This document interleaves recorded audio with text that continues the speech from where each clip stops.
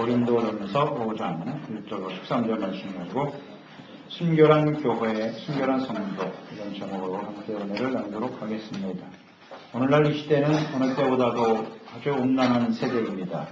음란은 성을 육신의 정욕, 쾌락의 도구로 왜곡시킴으로써 발생하는 것이죠. 음행은 본래 하나님께서 정하신 목적을 벗어나서 정욕으로 사용하여 죄악을 낳고 자신과 인간관계, 가정을 파괴하는 아주 악한 죄악입니다. 이 음란은 육신뿐만 아니라 영, 마음, 믿음 모든 것을 파괴시킵니다. 이 시대에 이 음란 문화의 심각성은 이미 위험수위를 넘습니다. 동성연애, 성도착증, 매매춘, 혼의 정사, 혼전성사, 또 성의 상품화가 보편화되어 있고요. 또 성적 매력을 극대화시키는 그런 사회 풍조가 아주 심화되어 있습니다. 어디를 가나 잡지, 신문, TV, 인터넷 모든 매체에 버젓이 성적인 욕구를 자극하는 광고들로 가득합니다. 성을 상품화하는 것이 일반화되어 버렸습니다. 인간을 무너뜨리는 가장 쉬운 죄가 성적인 타락입니다. 이런 성적인 범죄, 음행을 통해서 오늘날 사람들의 마음이 황폐화되어 가고 있고 가정이 무너지고 있고 교회 역시 심각한 영향을 받고 있는 것이 사실입니다. 고린도 교회는 은혜를 많이 받은 교회였습니다. 영적인 은사들도 많이 나타나고 은혜 받은 교회인데 또 문제도 많은 교회입니다. 그들이 가지고 있는 문제가 무엇인가? 고린도전서에 잘 나타나 있습니다. 표면적으로 드러난 문제는 교회 안에 모든 성도들이 분파를 만들어서 싸우고 있었다는 겁니다. 분쟁이 있는 교회입니다. 이러한 것은 세상적인 지혜, 인간적인 지혜를 내세우는 교만으로 인해서 나타나는 현상이라고 그랬습니다. 사도 바울은 이러한 고린도 교회의 성도들의 모습은 참된 그리스도인의 모습은 아니다. 육신에 속한 사람이다. 육에 속한 사람이라고 아주 분명히 책망하고 있습니다. 이러한 잘못된 영성을 가지고 있는 고린도 교회는 더 많은 문제를 내포하고 있다는 것을 오늘 말씀을 통해서 아주 분명하게 보여주고 있죠. 이 분쟁과 다툼이 있는 것은 빙산의 일각이에요. 겉으로 표면적으로 드러나는 문제처럼 보이는데 그것이 인간적인 영성을 가지고 있는 것이기 때문에 그 안에는 더 많은 죄악과 부패의 모습을 가지고 있다는 것이죠. 오늘 본문 말씀에 그 중에 하나가 바로 음행이 성도들 간의 교회 안에 일어나고 있었다는 거죠. 이런 죄악들이 다시 드러나게 되는 겁니다. 당시 고린도 교회는 성적 문란과 방탕한 생활로 아주 유명한 도시였습니다. 이 도시에는 무려 1000명이 넘는 무녀들이 있었다 그래요. 아프로디테 신전에서 낮에는 신전에서 섬기고 밤에는 창녀가 되는 그런 곳이 바로 고린도 교회였다. 영지주의와 쾌락주의의 바탕을 둔 이 헬라 철학, 헬라 문화는 이런 성적인 욕구에 대한 탐닉을 본능이다 이렇게 취급을 합니다. 그것을 죄악시하지 않았어요. 그러므로 인해서 음란한 문화를 가속시켰던 것이죠. 이러한 음란한 문화가 교회 안에 깊숙이 들어와 있었고 교회와 성도들을 영적으로 부패하게 만들어가고 있습니다. 이것은 오늘날 시대와 같습니다. 오늘날 교회도 이와 같은 문제에 직면하고 있습니다. 헬라 문화, 헬라 철학, 이게 헬레니즘이죠. 이것이 오늘날 세상을 뒤덮고 있지 않습니까? 그렇기 때문에 성적으로 문란해지고 타락한 모습을 가질 수밖에 없는 것입니다. 아마 오늘날 이 시대가 지금까지 어떤 시대보다도 더 크게 타락하고 어려운 시대가 아닌가 이렇게 보여집니다. 그 어떤 데보다도 아주 심각한 시대죠. 이러한 잘못된 문화와 생각들이 교회와 성도들 가운데 깊이 들어와 있다는 사실이죠. 이것을 우리가 좀 잘 인식하고 이와 같은 때에 우리가 어떻게 교회와 우리의 믿음을 순결하게 지켜갈 것인가 오늘 말씀을 통해서 함께 깨닫고 또 우리의 마음을 새롭게 하는 시간이 되었으면 좋겠습니다. 그 첫째는 죄에 대해서 단호하게 대처해야 한다는 것이죠. 1절로 2절에 말씀합니다. 너희 중에 심지어 음행이 있다함을 들으니 그런 음행은 이방인 중에서도 없는 것이라. 누가 그 아버지의 아내를 취하였다 하는도다. 그리하고도 너희가 오히려 교만하여져서 어찌하여 통한이 여기지 아니하고 그 일을 행한 자를 너희 중에서 쫓아내지 아니하였느냐. 교회 안에서 이방인들도 행해서는 안 될 근친상간의 음행이 발생하였다는 소식을 접하고 사도 바울은 정말 크게 놀랍고 충격을 받았죠. 무엇보다도 이런 악행을 행하고 있다는 사실을 알고 있으면서도 교회가 그들의 죄악에 대해서 무관심했다는 겁니다. 그리고 그들에 대해서 강하게 책망을 해야 되는데 그렇게 하지 못하고 있는 이런 부분을 지금 지적하고 있는 것입니다. 근데 이런 악행에 대해서 사람들이 죄의식이 없다는 거죠. 모든 사람들이 다 그런 식으로 행하고 있기 때문에 그게 일반화되어져 버렸다. 죄라고 여기지 않았다라는 거죠. 그 애통하고 회개하고 돌이키는 모습이 전혀 없었다. 이 죄에 대한 무관심한 태도, 이것이 문제입니다. 고린도 교회도 마찬가지고 오늘날도 마찬가지거든요. 모든 사람이 그렇게 살아요. 그렇게 생각하고요. 특별한 죄도 아닌 것처럼 보여집니다. 이것이 교회 안에 성도들에게도 자리 잡고 있다는 거죠. 그러니까 오히려 이 악을 행하면서도 죄의식이 없을 뿐만 아니라 오히려 교만하고 당당해요. 이것이 심각한 문제라고 좀 지적해주고 있는 것입니다. 자, 이방인들이 모여서 주님을 섬기는 고린도 교회 안에 이런 일들이 벌어졌다. 이런 일들이 발생한 이유는 이럴 것 같아요. 그들이 이방인입니다. 이방인들에게는 율법이 없어요. 그러니까 율법에 나타난 하나님의 백성으로서의 의로움, 거룩함, 여기에 대해서 전혀 몰라요. 그리고 예수님의 복음만을 받아들인 거예요. 복음을 듣고 죄사함 받고 은혜 받았다. 구원 받았다. 근데 그 다음에 거룩하고 의롭게 살아가야 된다는 구체적인 삶의 모습이 없는 거죠. 율법이 없는 상태에서 은혜의 복음만을 받아들이다 보니까 구원받은 이후에 아무렇게나 살아도 된다. 이런 생각에 빠져버린 거죠. 이게 당시 고린도 교회의 문제점인 거예요. 이렇게 적용을 시켜보세요. 구약 성경은 없고 신약 성경만 있는 거예요. 그러니까 예수 믿고 구원받았다. 그 다음에 어떻게 살아야 되는데 죄가 무엇인지, 율법엔 죄가 드러나 있잖아요.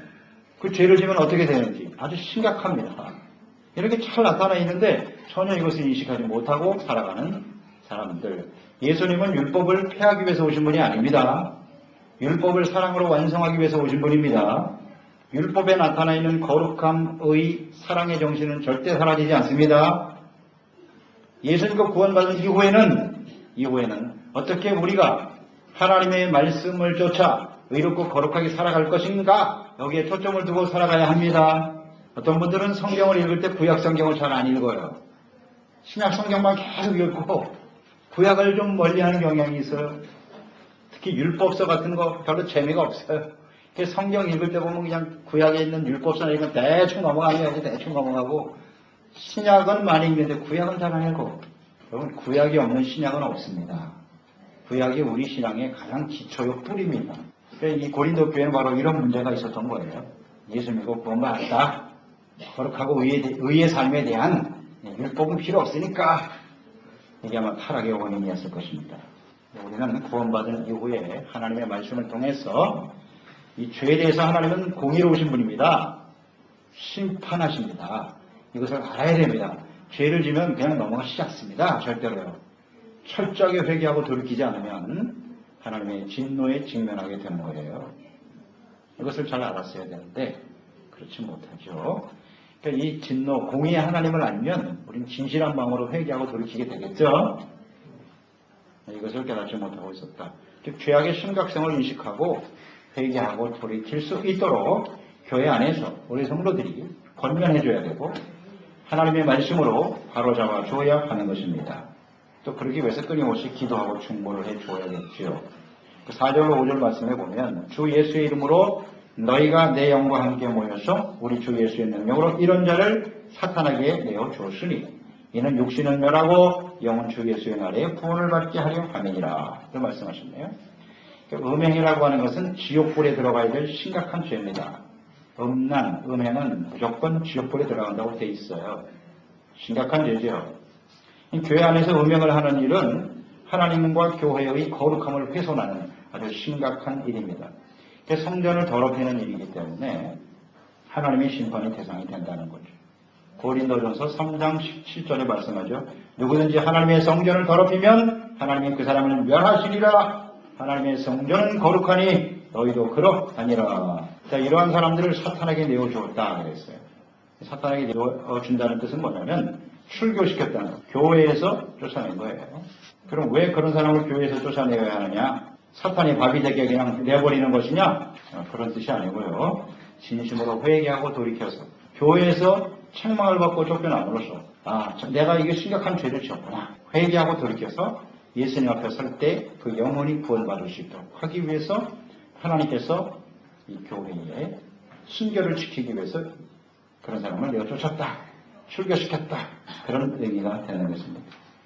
그래서 이 교회와 성도들이 이 순결한 영성을 지키기 위해서요. 우리는 이렇게 죄에 대해서 단호한 태도를 가져야 한다. 교회 안에서도 이것을 단호하게 처리를 해야 되고 먼저는 나 자신에 대해서 이런 죄악의 문제가 발생할 때 단호하게 그 죄를 우리의 마음과 생각 속에서 제거시키는 사람이 되어야 하겠습니다.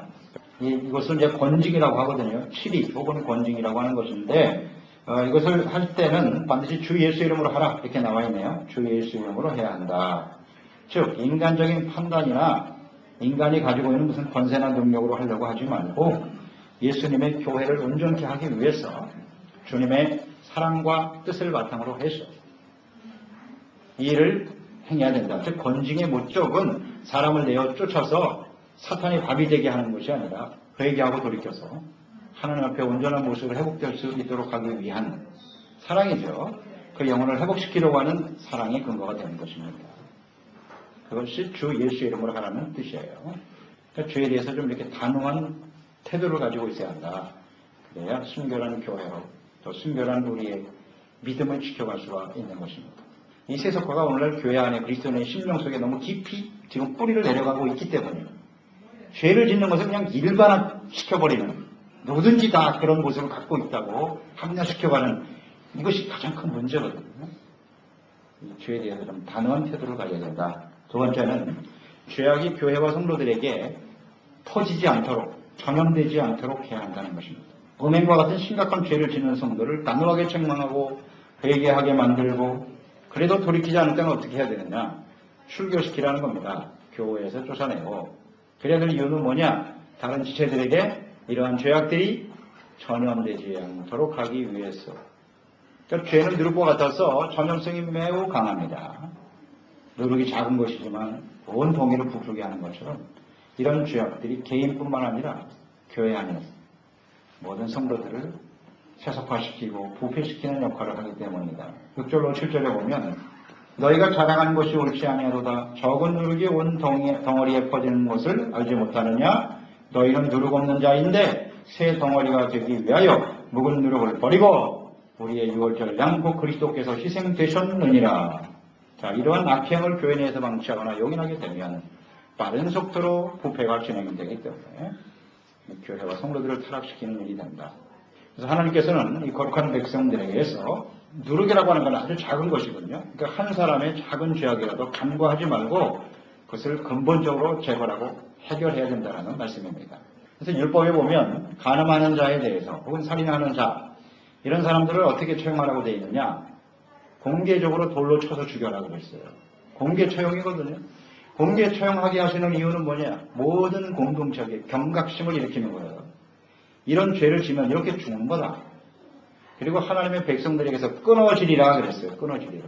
이건 하나님의 백성의 자격이 없어. 이렇게 됩니다. 이게 율법에 나타난 하나님의 뜻이거든요. 그러니까 이런 죄를 지은 사람은 하나님 앞에서 온전히 설 수가 없다. 이것을 좀 분명히 하고 누룩을 제거하겠다는 거거든요. 그 한 사람의 죄를 그냥 내버려두면 다 모든 사람이 똑같은 짓을 하고 그것이 일반화되어져 버리는 이 속성을 하나님은 너무나 잘 알고 계시거든요. 그래서 아주 근본적으로 없애라는 거예요. 누룩. 그러니까 한 사람의 작은 죄, 우리 개인에 적용시켜도 돼요. 별것도 아닌 것 같은 작은 죄를 우리가 자꾸 간과하다 보면 이것이 더 큰 죄악이 되고 부풀려지는 거예요. 너무나 잘 알죠. 바늘도둑이 소도둑 된다. 그렇습니다. 그래서 성경에 보면 구약 성경에 이런 내용들이 잘 나타나 있죠. 여호수아와 이스라엘 군대가 여리고성을 무너뜨리고 가나안 땅을 정복하며 들어갑니다. 그때 명령을 내렸죠. 하나님께서 여호수아를 통해서 여호수아를 여리고성을 무너뜨릴 때 그 전리품을 하나도 취해서는 안 된다. 그것은 모두 하나님의 것이야. 모든 사람이 순종했어요. 그런데 딱 한 사람, 아간이라고 하는 사람이 신할산 외투와 은덩어리 금덩어리를 보고 탐욕이 작동했어. 몰래 감췄잖아요. 아무도 모를걸. 근데 그 사람 때문에 아이성 정복하러 올라갔다가 실패했죠. 수많은 사람이 죽임을 당하고 여리고성도 무너뜨렸는데 조그만 아이성 하나 무너뜨리지 못해서 이스라엘 백성들이 절망하게 됐어요. 그 원인이 무엇인고 찾아봤더니 아간 한 사람이 범죄였기 때문이다. 하나님이 드러내시잖아요. 제비 뽑기를 해요. 회개를 하나네 이 아간이 끝까지. 여기 제비 뽑잖아요. 공개적으로 드러나게 하시죠. 그래서 공개적으로 처형했습니다. 다시는 이런 죄를 짓지 말아라. 누르기거든요. 그 아간이 누르기에 이걸 그냥 내버려 두면 이스라엘 백성 전체가 부패한다는 걸 아셨기 때문에 뽑아낸 거예요. 좀 너무하지 않습니까? 딱 한 사람인데 하나님의 마음을 알아야 돼요. 하나님의 뜻이 어떠하십니까? 구약에만 이렇습니까? 신약에도 넘어오면 이런 내용이 나오죠. 초대교회 막 부흥이 일어났어요. 그때 모든 성도들이 가난하고 어려운 사람 돕기 위해서 자원하는 마음으로 하나님 앞에 자신들의 재산을 팔아서 교회에 기부하고 헌신하는 일이 있었죠. 그때 사도행전 5장에 보면 아나니아와 삽비라가 나와요. 하나님께 서원했어요. 우리의 재산을 팔아서 하나님의 교회 드리고 헌신하겠습니다. 집을 팔았네. 근데 막상 팔고 보니까 마음이 달라졌어요. 그래서 그 중에 일부를 감췄어요. 자기는 주머니에 집어넣고 와서 이게 전부냐? 예, 이것이 전부입니다. 내가 어찌하여 하나님을 속이느냐? 성령을 속이느냐? 그 자리에서 바로 죽습니다. 조금 있다가 아내가 들어오네. 남편이 실려 나가는데도 모르고 왔다가 또 물어봅니다. 이게 전부예요? 예, 전부입니다. 부부가 짠 거죠. 거기서 또 그 자리에 죽. 너무하지 않습니까? 하나님 앞에 안 드린 것도 아니고 드리려고 헌신하고 일부를 감춘 것 뿐인데 한 사람도 아니고 그냥 부부를 동시에 데려가 버렸어요. 하나님. 왜 그런 일이 필요할까요? 그 결과에 대해서 나오죠. 결과에 대해서 사도행전 5장 11절. 온 교회와 이 일을 듣는 사람들이 다 크게 두려워하니라. 한 사람의 죄가 얼마나 심각한 것인가. 교회의 시작이거든요. 사도행전 5장. 교회가 막 부흥되기 시작했던 사람. 그 조그만 한 사람의 죄, 누르기예요. 그걸 그냥 방치해두면 교회 전체가 부패하기 때문에 하나님께서 단독하고 잘라내신 겁니다. 교회 전체의 유익을 위해서. 여기 나타난 하나님의 뜻을 우리는 잘 알아야 돼요. 그래서 교회 안에 나 하나쯤이야. 내가 나 한 사람 뭐 범죄한다고 해서 뭐 문제가 되겠나. 그렇지 않습니다. 우리 마음속에 지극히 작은 죄악 하나도 우리는 절대로 수수방관하면 안 돼요. 철저하게 이것을 우리가 찾아내고 돌이키는 일에 힘쓰는 저희들이 되어야 하겠습니다. 이 순결한 믿음을 지켜가는 것. 예수님께서도 마태복음 8장 15절에 예수께서 경고하여 이르시되 삼가 바리새인들의 누룩과 헤롯의 누룩을 주의하라 이렇게 말씀하셨어요. 누룩이라고 하는 것은 세속적이고 육체의 정욕에서 나오는 모든 죄악을 의미하는 것입니다. 죄의 심각성을 좀 인식하고 자신과 공동체 안에서 철저히 제거해야 된다라고 말씀하셨어요. 그 5장 8절 고린도전서 5장 8절도 말하죠. 이러므로 우리가 명절을 지키되 묵은 누룩으로도 말고 악하고 악의 찬 누룩으로도 말고 누룩 없이 오직 순전함과 진실함 이 떡으로 하자 그랬어요. 구원받은 백성들의 순결한 신앙을 지키기 위해서 하나님께서 말씀하신 절기가 있으니 그것이 바로 유월절 절기입니다. 유월절 절기는 이스라엘 백성들이 애굽의 장자 재앙 가운데서 살아났죠. 어린 양의 피를 문설주에 바름으로써 사망에서 생명으로 옮겨 애굽에서 나오게 되었습니다. 유월절. 그 유월절을 하나님이 지키라고 하셨어요. 그 유월절을 일주일 동안 지키는데 그 일주일 동안 해야 될 일이 뭐냐? 무교병을 먹는 것입니다. 누룩이 없는 빵을 먹으라는 겁니다. 누룩을 절대로 가까이 두면 안 돼. 일주일 동안 그 누룩이 없다는 뜻을 잘 아시겠죠? 왜 그 말씀을 하셨는지? 누룩이 바로 죄거든요. 그 죄악을 가까이 해서는 안 된다. 그것이 바로 6월절에 나타난 하나님의 뜻이죠. 주님이 뭐라고 말씀하셨냐면 출애굽기 12장 15절에 보면요. 무교병을 먹어라. 이랫동안 그 첫날에 누룩을 너희 집에서 취하라. 무릇 첫날부터 일곱째 날까지 유교병을 먹는 자는 누룩이 있는 빵을 먹는 사람은 어떻게 돼요? 이스라엘에서 끊어지는 거예요. 끊어져. 상관이 없대요. 하나님의 백성. 굉장히 엄하시죠. 넘어지면 이것이 하나님의 뜻이에요. 그래서 누르기 없이 오직 순전함과 진실함의 떡으로 하자 이렇게 말씀하고 있네요.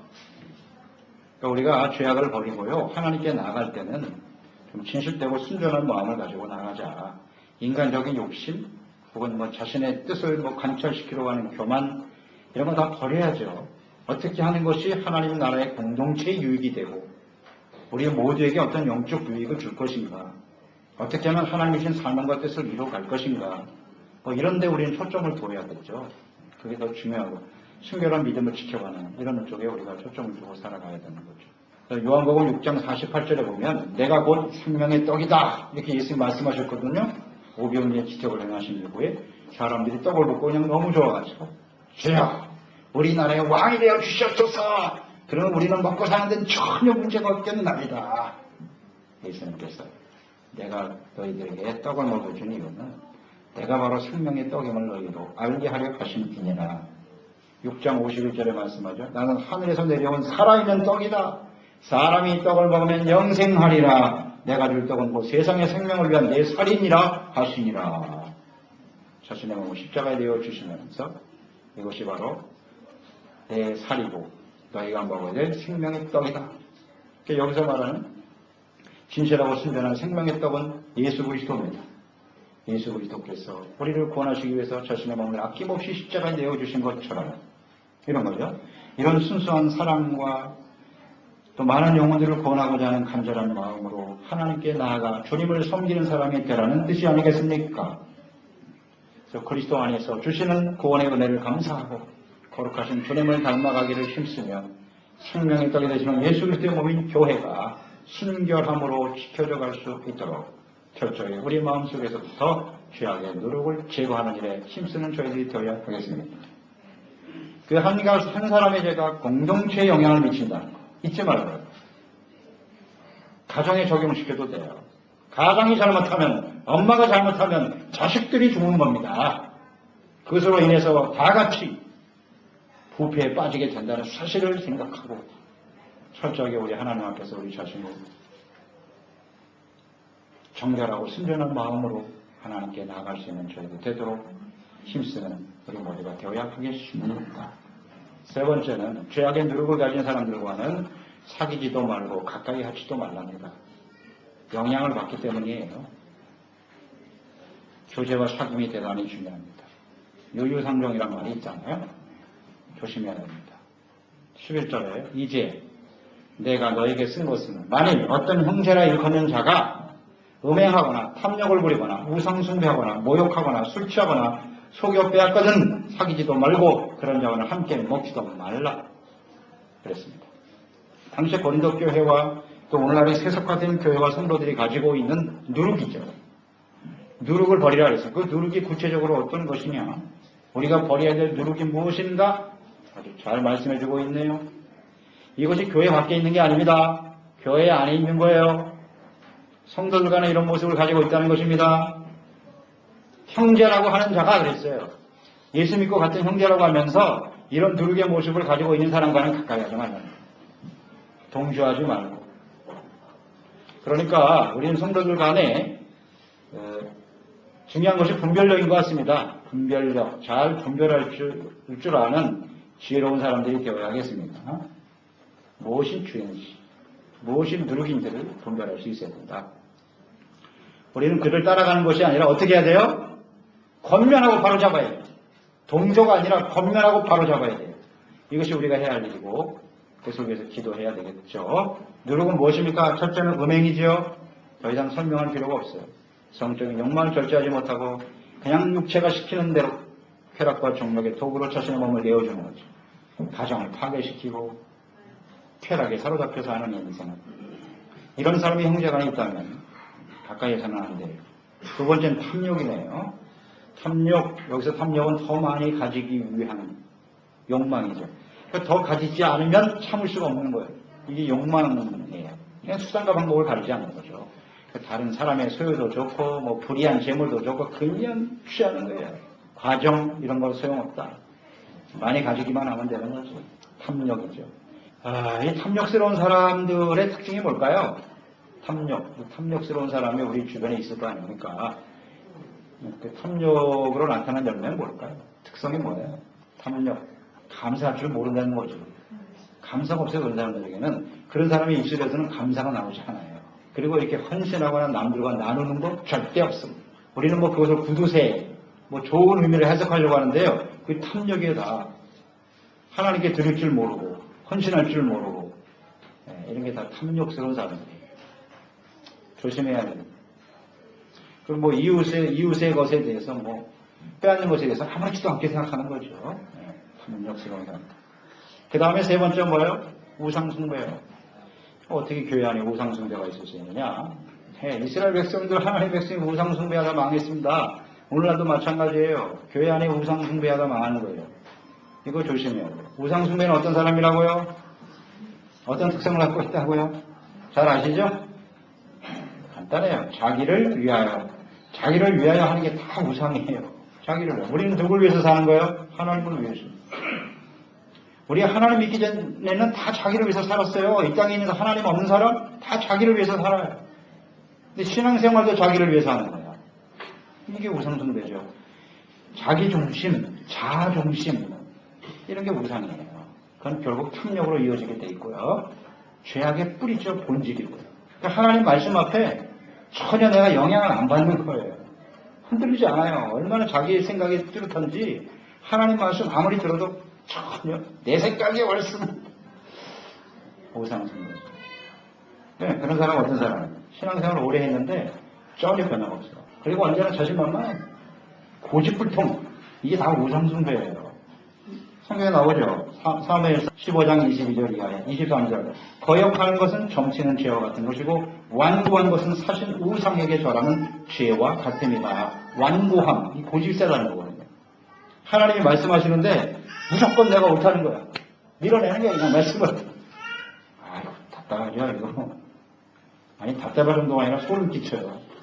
저러다가 하나님한테 혼나면 어떡하냐. 어떻게 저럴 수가 있나. 이 완고함 이런 게 우상숭배입니다.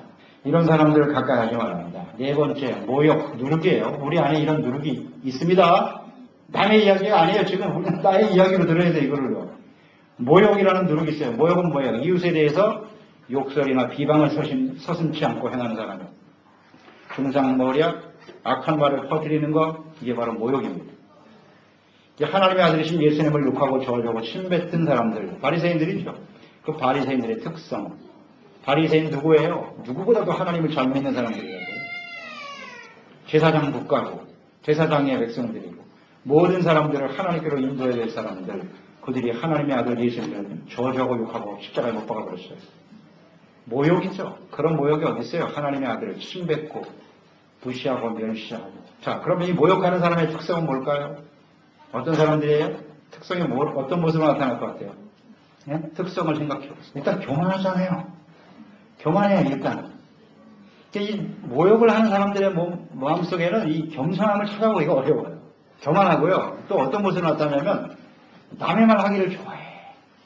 남이 모욕이라는 건 그런 거예요. 수근수근하고 남의 말 하기를 좋아한다고요. 그런 이야기를 자꾸 하다 보면 자꾸 부풀리게 돼 있거든요. 자기의 생각을 자꾸 포함시켜서 부풀린다고. 이런 게 모욕이에요.